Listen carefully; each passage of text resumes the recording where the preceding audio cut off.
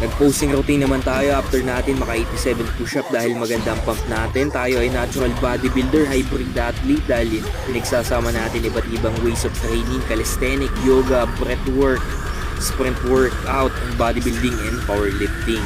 Medyo nag-cutting pace tayo ngayon, nagbawas tayo ng kanin at nag-BMI tayo sa ating ina-applyan. Medyo matagal-tagal na rin tayo hindi nakapag-workout sa gym, mga 3 weeks na rin, pero nami-maintain pa din natin yung ating muscle mass. Tayo naman ay natural bodybuilder kaya hindi basta-basta mag-shrink ang ating muscle.